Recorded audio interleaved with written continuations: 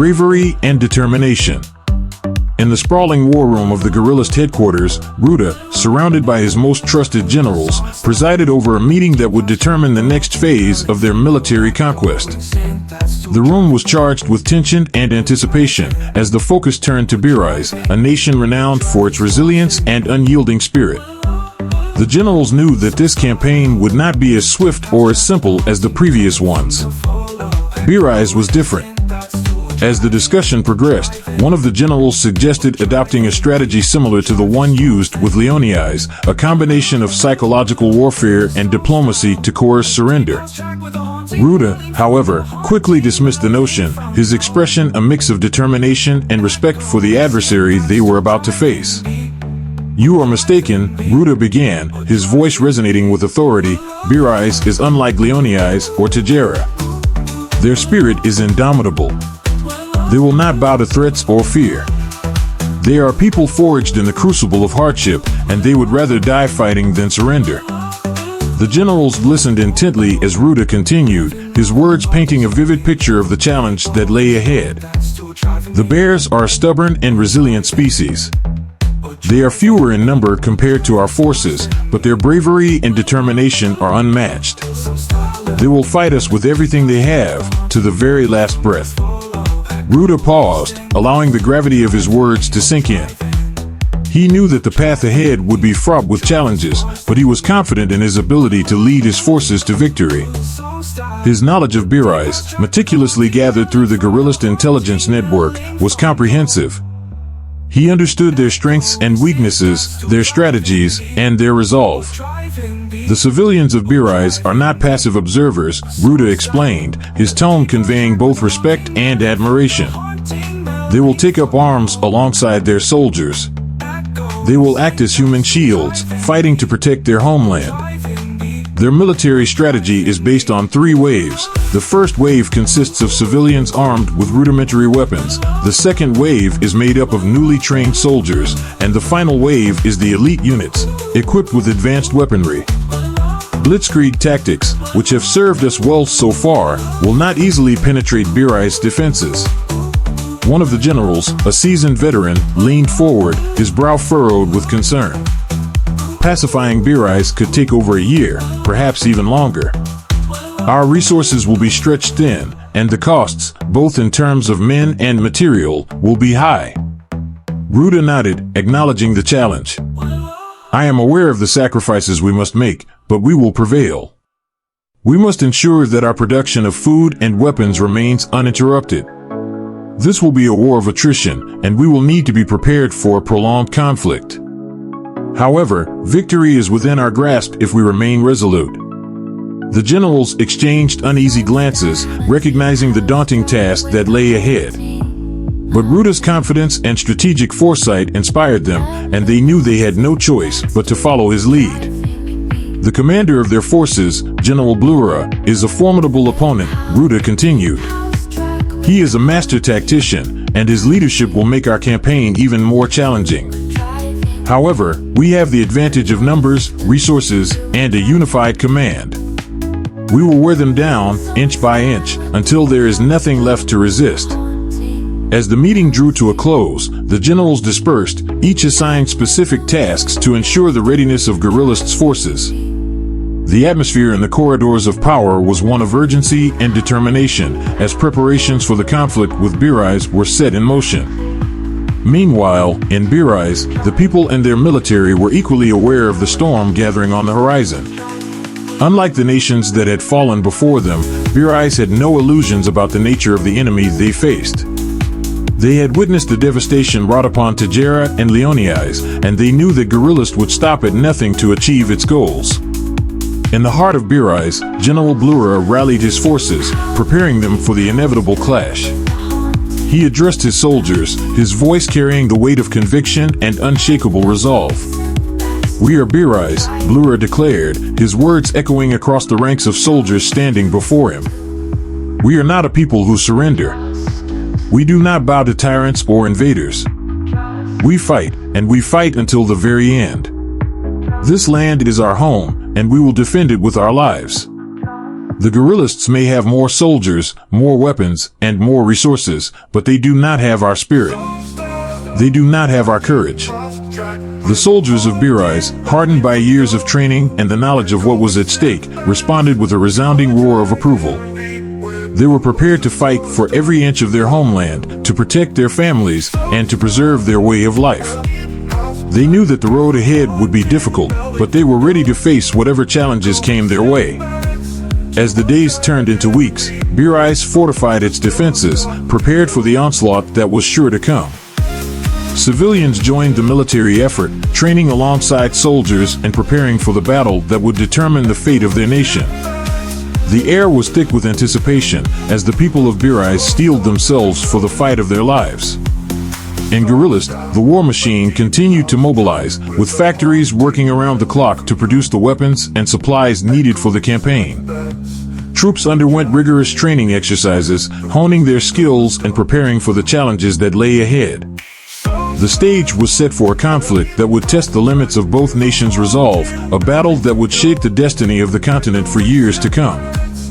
As the final preparations were made, Ruda stood at the helm of his forces, his mind focused on the task ahead. He knew that the battle for Beariz would be unlike any other, but he was confident in his ability to lead his forces to victory. His military genius had brought him this far, and he was determined to see it through to the end. The war drums beat louder, and the shadow of conflict loomed large over Beariz. The people and soldiers of Beariz, with their indomitable spirit, stood ready to face the might of the guerrillist war machine. They would fight with everything they had, knowing that the fate of their nation depended on it. A testament to the courage and resilience of a people who refused to surrender, even in the face of overwhelming odds. The battle was about to begin, and the world watched with bated breath as the two forces prepared to clash in a war that would determine the future of the continent.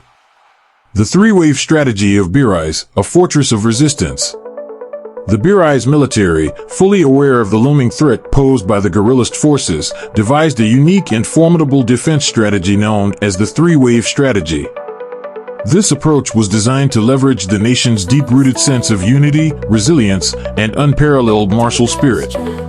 It was a strategy born out of necessity and born out of the collective will to defend their homeland at all costs. Wave 1, the civilian militia. The first wave of defense was composed of Beariz civilian population, a force that would typically be overlooked by conventional military strategists. However, in Beariz, every citizen was a potential warrior, trained in basic combat skills from a young age.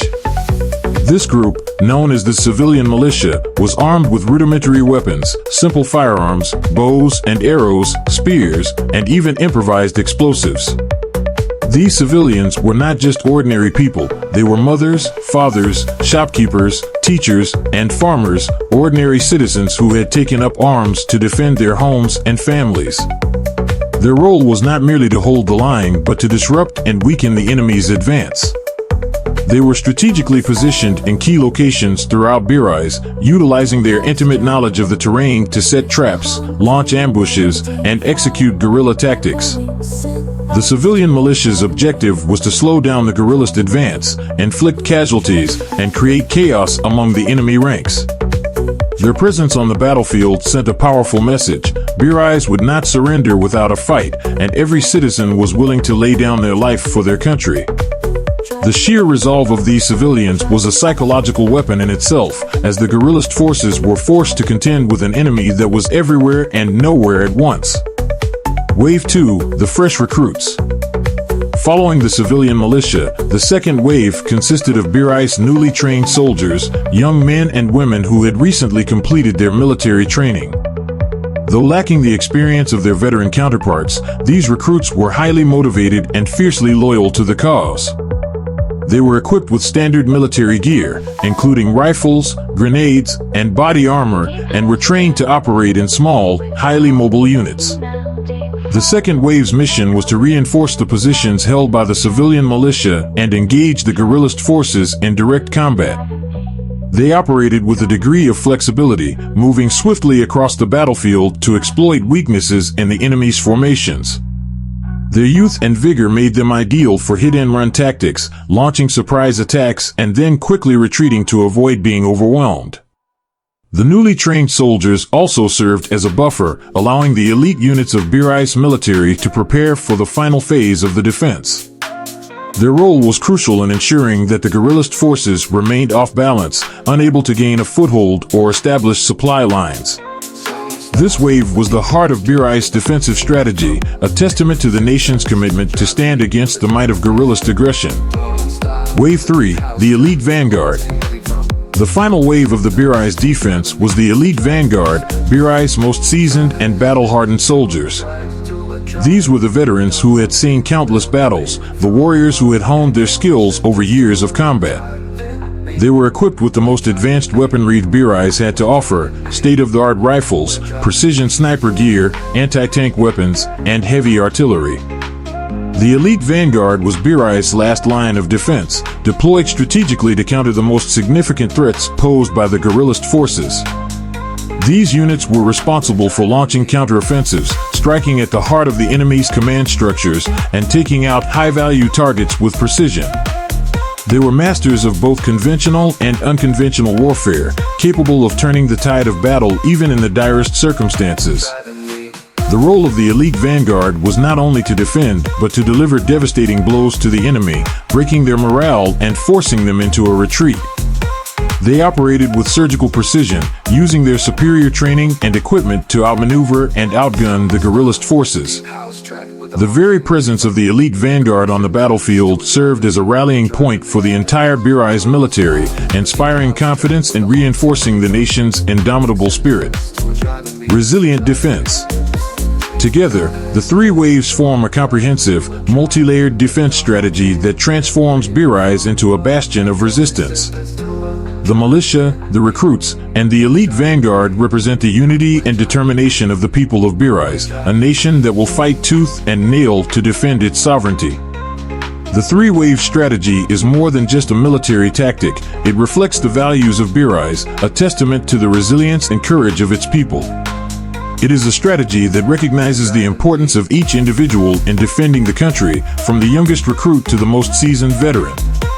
As the guerrillist forces prepare to attack Beariz, they quickly realize that they are not just facing an army, they are facing an entire nation, united in purpose and unbreakable in spirit. The calm before the storm. In the dimly lit war room of the guerrillist headquarters, Ruda sat at the head of the table, surrounded by his most trusted generals and advisors. The air was tense, heavy with the weight of the impending conflict. Maps of Beariz and the surrounding territories were scattered across the table, marked with troop movements and strategic points of interest. The room was silent, save for the rustle of papers and the occasional clink of a coffee cup being set down. Ruda, his eyes deep with contemplation, studied the maps intently, his mind already a few steps ahead, envisioning the grand strategy about to be deployed.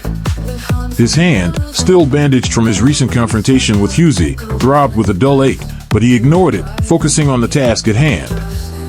Beariz, he began, his voice cutting through the silence, is not like Tagera or Leoni's. They are people of unparalleled resilience and courage. Their size may be smaller, but their spirit is formidable. They will not surrender easily, and we must prepare for a long and bloody conflict. The generals around the table nodded in agreement, their faces solemn. They knew the truth of Ruda's words. Beariz was known as a nation that would rather die standing than live on its knees. However, Ruda continued, we have advantages they do not. We have united the forces of Tagera, Leoni's, and Guerrillist under one banner. Despite the reluctance and instability within Tagera and Leoni's, their generals and soldiers will fight, if not for our cause, then for their survival and the promise of peace after the war. We must capitalize on this unity. He paused, letting his words sink in before continuing. The key to our victory lies in exploiting Beariz's geographical weaknesses. They border three separate nations, Tagera to the north, Leoni's to the west, and Leopardia to the south. This leaves them vulnerable to a coordinated, multi-front assault. We will attack from all sides, overwhelming their defenses and shattering any hope they have of successfully resisting. The room fell silent as Ruda's plan began to take shape in the minds of those present. It was a bold strategy, requiring precision and coordination on an unprecedented scale, but if executed correctly, it could bring Beariz to its knees. We will rest our forces for 3 months before we attack, Ruda continued, surprising the generals. A murmur of confusion spread through the room, and one of the generals, his face etched with worry, spoke up.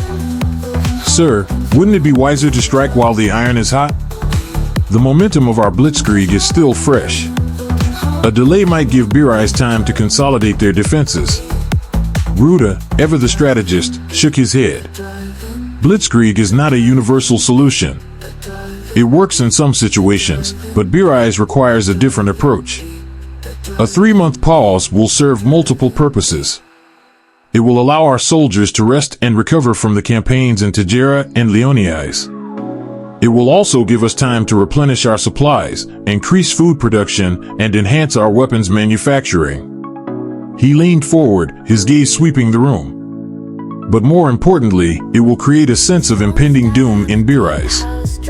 They know we are coming, but they will not know when. This uncertainty will weigh on them, weakening their resolve before we set foot on their soil. When we attack, it will be with overwhelming force from 3 directions, leaving them no room to breathe, no chance to regroup. The generals exchanged glances, their initial skepticism giving way to admiration for Ruda's foresight. His understanding of both the physical and psychological aspects of war was unparalleled, and they knew better than to doubt his judgment.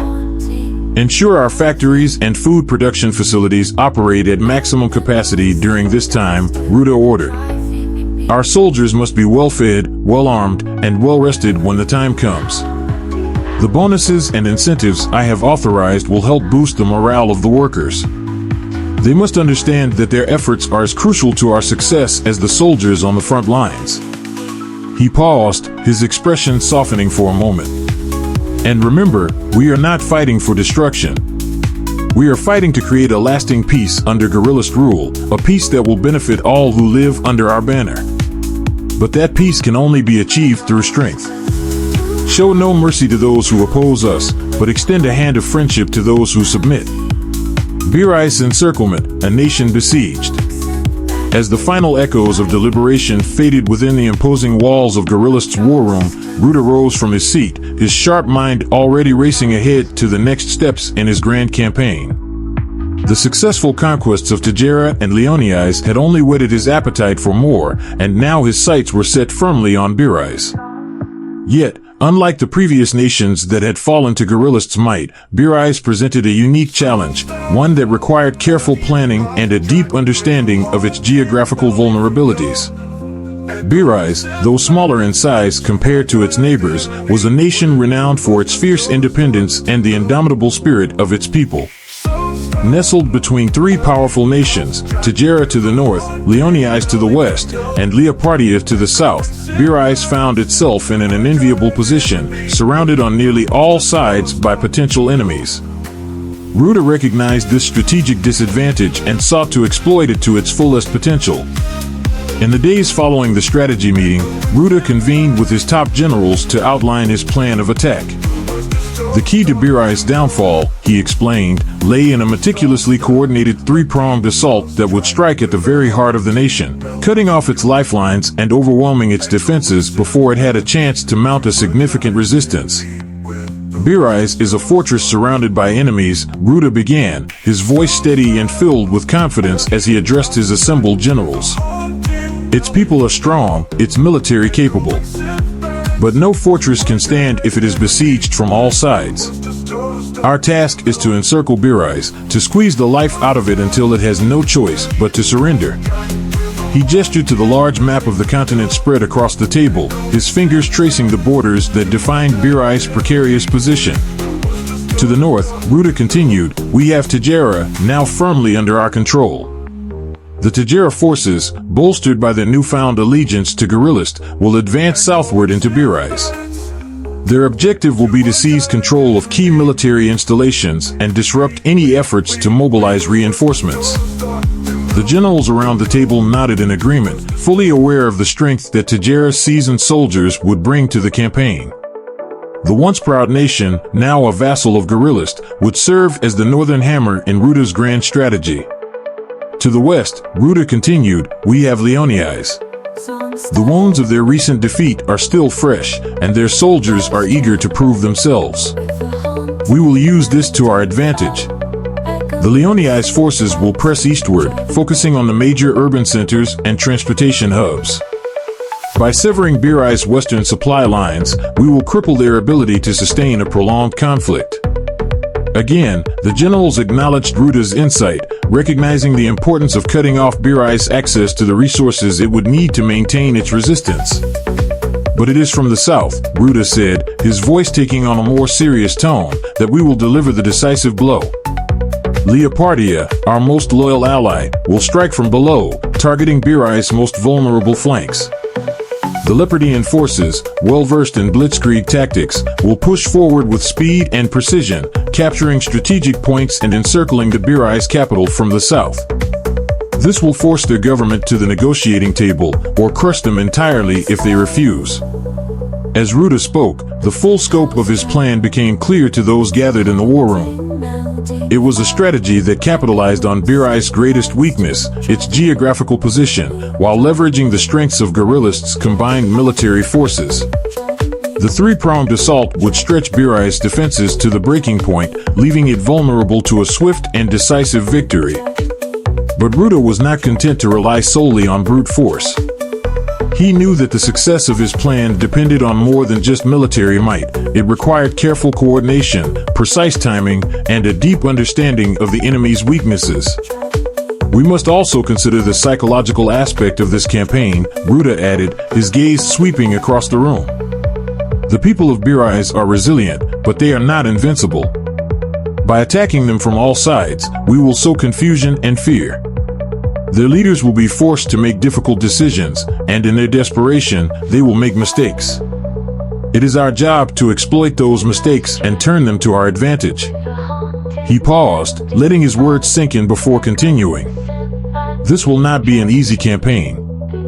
Beariz will fight to the last, but we must remain resolute. We will wear them down, inch by inch, until they have no choice but to surrender. The generals, now fully convinced of the wisdom of Ruda's plan, stood in agreement, ready to carry out his orders with unwavering loyalty. They knew that the coming months would be filled with hard-fought battles, but they also knew that victory was within their grasp. The storm unleashed, the calm before the war. With the strategy in place, Ruda gave the order for a 3-month respite, allowing his forces time to regroup, resupply, and prepare for the grueling campaign ahead. Factories across Guerillist territory were pushed to their limits, churning out weapons, ammunition, and supplies at an unprecedented rate. Food production was ramped up, ensuring that the army would be well-fed and ready for the long march into Beariz. Meanwhile, the intelligence network worked tirelessly to gather information on Beariz's defenses and to sow discord within its ranks. Spies infiltrated key positions, feeding valuable intelligence back to Guerillist headquarters, while propaganda efforts aimed to undermine the morale of the Beariz people, planting seeds of doubt about their ability to withstand the impending onslaught. In the training camps, soldiers drilled day and night, honing their skills and preparing for the brutal realities of war. Specialized units were formed, each with a specific role in the coming assault, from shock troops tasked with breaking through enemy lines to logistical teams responsible for maintaining the flow of supplies to the front. As the 3 months passed, the tension within Guerillist territory grew palpable. Everyone knew that the campaign against Beariz would be the most challenging yet, but there was also a sense of anticipation, a belief that they were on the verge of achieving something truly monumental. And so, as the final preparations were made and the armies of Guerillist, Tajera, Leoni's, and Leopardia stood ready to march, the stage was set for a conflict that would test the limits of Beariz's resolve and determine the fate of the continent. Ruda, standing at the head of his army, looked out over the sea of soldiers assembled before him. They were ready, and so was he. The time for waiting was over. The time for action had come. The calm before the storm was about to end, and when the storm hit, it would reshape the continent forever. The unyielding spirit of Beariz. The wail of sirens cut through the air in Beariz, their piercing cry a harbinger of the devastation to come. The skies above, once serene, were now filled with the deadly streaks of missiles as they rained down upon the nation, their fiery trails leaving a mark on the collective psyche of a people thrust into a war they had long hoped to avoid. The rumble of explosions echoed through the landscape, a relentless reminder of the guerrillist force's determination to bring Beariz to its knees.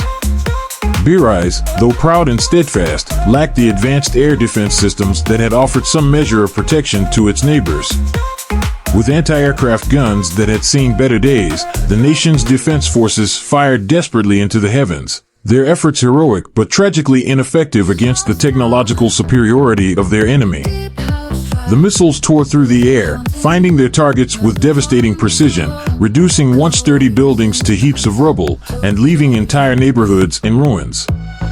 Amidst the chaos and destruction, the people of Beariz endured with a stoic resolve.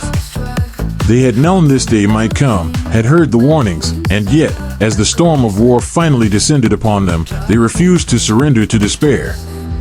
In their hearts, there burned a fierce determination, a stubborn refusal to yield to the forces of tyranny and oppression that now sought to claim their homeland. Even as they watched their world crumble around them, their spirits remained unbroken. At the helm of Beariz's defense stood General Beariz, a man whose very presence inspired confidence and hope in those under his command.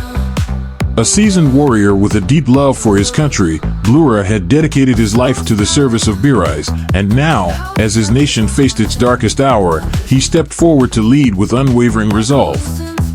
With President Beariz entrusting him with the mantle of leadership, General Beariz took to the airwaves to address the nation. Standing before the microphone, his uniform dusted with the remnants of a city under siege, he spoke with a voice that carried both the weight of responsibility and the fire of defiance. "Dear people of Beariz," he began, his tone steady and resolute, "we find ourselves in the midst of an exceptionally brutal war. The enemy has breached our borders, seeking to sow chaos and destruction upon our land. But let it be known that Beariz is a nation that cherishes peace, and we shall not cower in the face of adversity. We will resist with unwavering determination, ready to sacrifice all for the promise of a brighter future." His words reverberated across the war-torn landscape, carried on the airwaves to every corner of the nation. In homes, shelters, and the bunkers where families huddled together for safety, the people of Beariz listened, their hearts swelling with pride and resolve. Beariz's message was clear: though they faced an overwhelming force, they would not be broken. They would stand firm, and they would fight for their homeland, no matter the cost. "The guerrillists believe they can crush our spirit," Beariz continued, his voice growing stronger, "but they underestimate the heart of Beariz. We are not just a nation of soldiers, we are a nation of people who love their land, their families, and their freedom. They can destroy our buildings, but they cannot destroy our resolve. They can take our lives, but they will never take our dignity." As General Beariz spoke, his words ignited a spark in the hearts of the people. Even as the missiles continued to fall, even as the ground shook beneath them, they found strength in his unwavering conviction. In every corner of Beariz, people began to organize, to prepare for the battles that lay ahead. Farmers turned their tools into weapons, teachers became strategists, and the elderly shared stories of past struggles, reminding the younger generations that they came from a lineage of survivors. But beneath the surface of his rousing speech, Beariz harbored a somber acknowledgement, a recognition of the grim reality that Beariz faced. In his address, he had carefully avoided the word victory, knowing that it might be beyond their grasp. Instead, he focused on resilience, on the determination to endure, to fight on even when the odds seemed insurmountable. His commitment was not to a triumphant outcome, but to guiding his people through the trials ahead, no matter how dark the road might become. As the speech came to a close, a silence settled over the nation. The people of Beariz, now united by a shared purpose, steeled themselves for the difficult days to come. They knew that the fight would be long, that the cost would be great, but they were ready to face it together. For they were not just fighting for survival, they were fighting for their identity, their freedom, and their future. In the weeks that followed, Beariz became a land of fierce resistance. Civilians took up arms, joining the ranks of the military in a desperate defense of their homeland. From the forests and mountains, guerrilla fighters launched daring raids on enemy positions, disrupting supply lines and striking fear into the hearts of the invaders. In the cities, volunteers worked tirelessly to care for the wounded, to rebuild what could be salvaged, and to keep the spirit of the nation alive. General Blura, leading from the front, became a symbol of Beariz' unyielding spirit. His presence on the battlefield inspired his troops, and his strategic acumen frustrated the guerrillists at every turn. Though they were outnumbered and outgunned, the forces of Beariz fought with a tenacity that defied expectation, refusing to yield even an inch of their territory without a fight. But as the war dragged on, the toll on the nation grew heavier. The once vibrant cities of Beariz were now scarred by the ravages of war, their streets lined with the rubble of fallen buildings and the graves of fallen heroes. The people, though still defiant, began to feel the weight of their sacrifices, the cost of their resistance measured in lives lost and futures forever altered. Yet even in the face of such devastation, the flame of hope refused to be extinguished. As long as General Blura stood, as long as there were still people willing to fight for their homeland, Beariz would not fall. The battle for Beariz was not just a struggle for land or power, it was a fight for the very soul of the nation, and that was a fight worth waging. As the conflict raged on, the people of Beariz held fast to the words of their general, finding strength in their shared resolve. They knew that the road ahead would be long and fraught with peril, but they were ready to walk it together, united by their love for their country and their determination to see it through to the end. And so, with the echoes of General Blura's declaration still ringing in their ears, the people of Beariz braced themselves for the storm to come. They knew that the fight would be hard, that the cost would be high, but they also knew that they were not alone. For as long as there was breath in their bodies and fire in their hearts, Beariz would stand strong, defiant in the face of tyranny, and unbroken in its resolve. The clash of strategies. In the wake of sustained missile assaults that had spanned over a month, the once stalwart nation of Beariz lay in a precarious state. Its cities were scarred by the relentless bombardment, and its people were burdened by fear and uncertainty. The resolve of the Beariz people remained unbroken, but the weight of the conflict pressed heavily upon them. President Ruda, the mastermind behind the guerrillist war machine, knew that the time had come to deliver the final blow. Ruda's orders reverberated through the ranks of his forces. It was time to advance into Beariz. This was the decisive moment, the culmination of weeks of meticulous planning and preparation. With his forces poised to break Beariz's formidable defenses, Ruda set his sights on a swift and total victory. To counter Beariz's renowned three-wave strategy, Ruda had devised an innovative and corresponding three-counter strategy: anti-intrusion, anti-disintegration, and anti-attack. Each phase of Beariz's defense would be met with a calculated and overwhelming response, designed to neutralize their resistance and ensure guerrillas' dominance. The first wave of Beariz's defense was a testament to the indomitable spirit of its people. Civilians armed with rudimentary weapons, makeshift spears, hunting rifles, and even farming tools stood ready to defend their homeland at all costs. They were driven not by military discipline, but by a fierce determination to protect their way of life. As they advanced, they encountered the first line of guerrillist resistance, the anti-intrusion unit. This contingent of 200 seasoned soldiers, handpicked for their expertise in urban warfare and counterinsurgency tactics, was the vanguard of Ruda's strategy. They were tasked with halting the advance of Beariz's initial wave, and they did so with ruthless efficiency.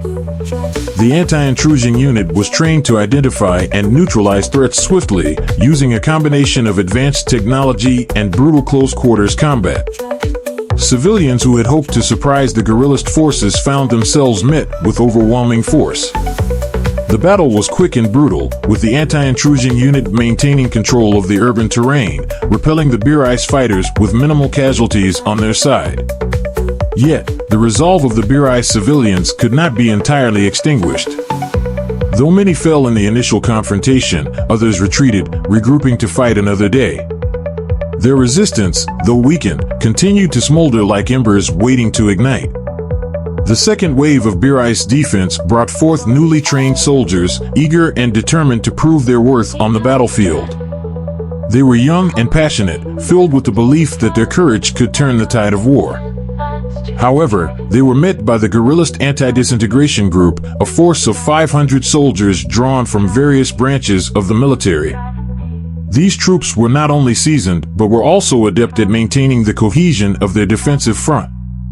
The anti-disintegration unit merged seamlessly with the anti-intrusion force, creating an unbreakable line of defense. Their mission was to prevent any breaches, ensuring that the guerrillist-held territories remained secure. With their superior training, experience, and strategic positioning, they dismantled Beariz's second wave with calculated precision. The new recruits of Beariz, though brave, found themselves outmatched by the tactical superiority of the guerrillist forces. Yet again, the defenders of Beariz were forced to retreat, licking their wounds and regrouping for what they knew would be the final stand. The third and final wave from Beariz represented the nation's last hope, professional soldiers armed with advanced weaponry, battle-hardened from years of conflict. These were the elite of Beariz, warriors who had faced countless battles and had come through with their resolve unshaken. They marched forward, ready to give their all in defense of their homeland, knowing that they were the last line of defense. But they faced the might of Ruda's anti-attack group, the culmination of his three counter-strategy. This group, formed by merging the anti-intrusion and anti-disintegration forces, was a formidable unit of 1,700 soldiers. Each member was handpicked for their combat prowess and unwavering loyalty to the guerrillist cause. They formed an impregnable wall against Beariz's determined resistance. The battle that ensued was fierce and relentless. The elite soldiers of Beariz fought with everything they had, their advanced weaponry and years of experience making them a formidable opponent. But the anti-attack group, with its sheer numbers and strategic coordination, began to wear them down. Every advance by Beariz was met with a calculated and devastating response. The two forces clashed in a titanic struggle, the ground beneath them soaked with the blood of warriors from both sides. Despite their best efforts, the soldiers of Beariz found themselves slowly but surely pushed back. The anti-attack group proved to be an unyielding force, their combined strength and strategic positioning making them nearly impossible to overcome. As the hours turned into days, it became clear that the might of the guerrillist war machine was too great for even the elite of Beariz to withstand. In the final moments of the battle, as the last of Beariz's defenders fell, the realization set in: the once proud nation was on the brink of defeat. The indomitable spirit that had carried them through so many trials was now facing its greatest challenge. The guerrillists, with their relentless strategy and overwhelming force, were poised to claim victory.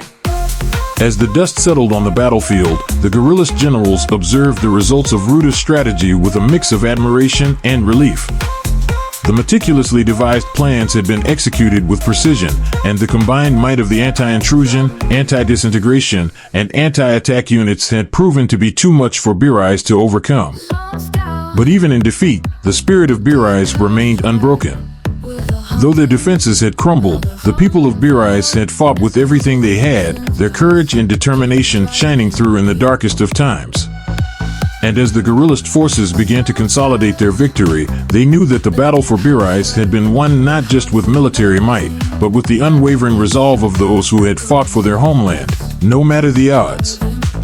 The stage was now set for the final chapter in the conflict between Beariz and guerrillist. The fate of nations hung in the balance, and the world watched with bated breath as the two sides prepared for the ultimate showdown. Victory would be claimed not just on the battlefield, but in the hearts and minds of those who had fought and sacrificed for their beliefs.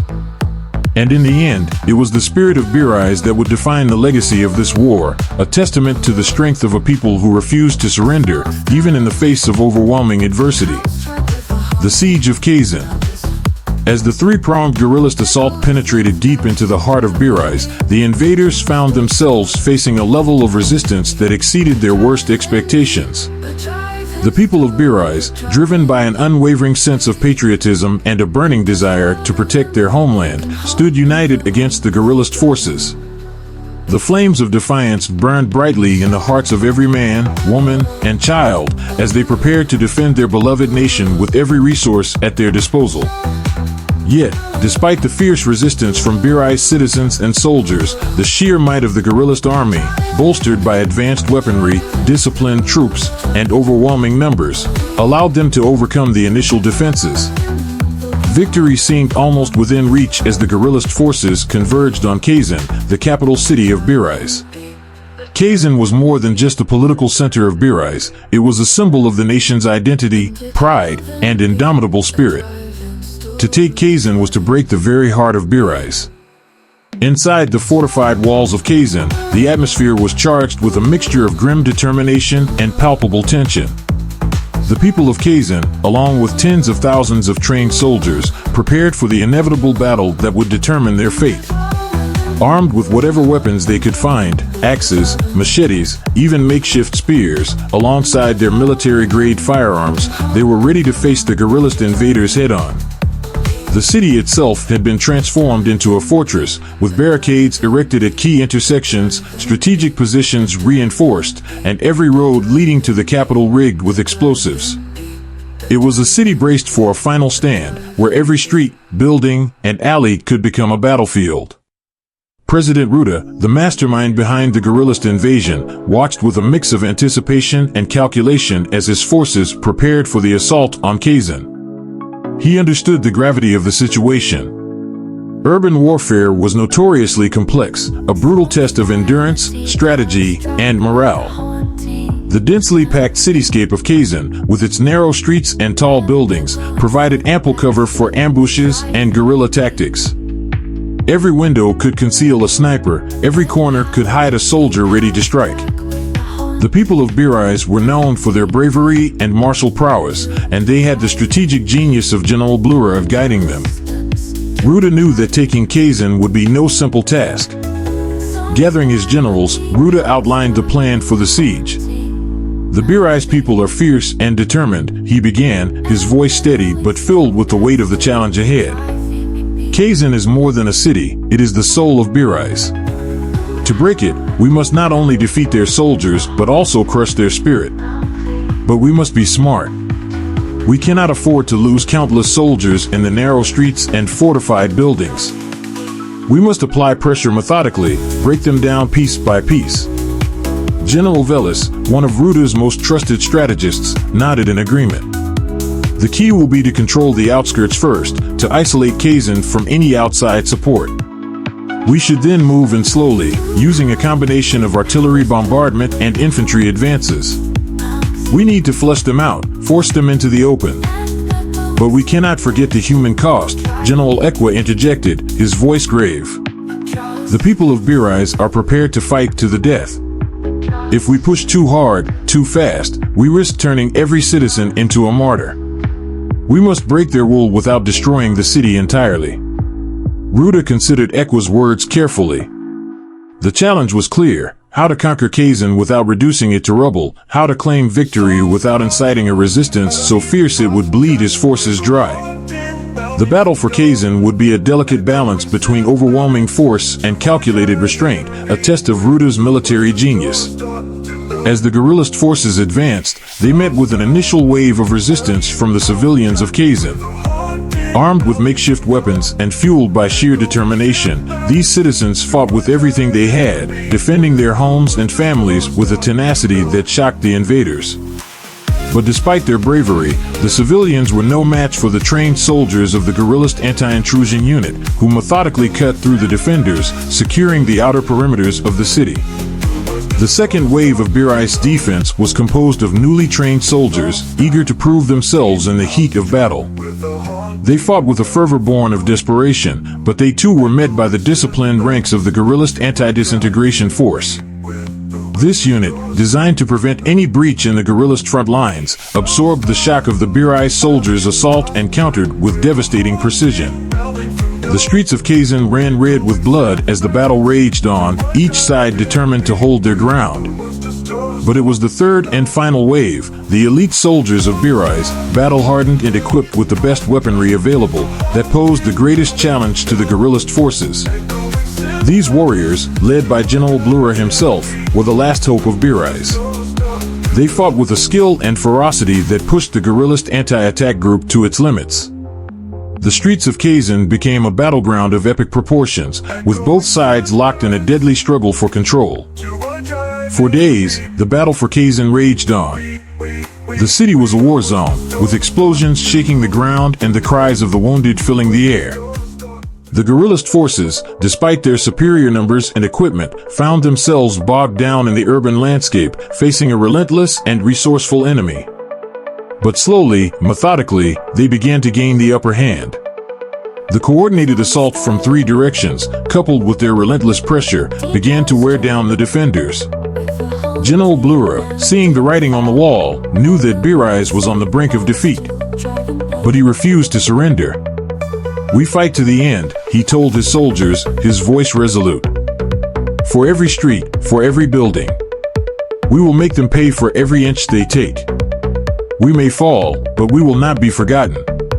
As the guerrillist forces closed in on the center of Kazan, the battle reached its climax.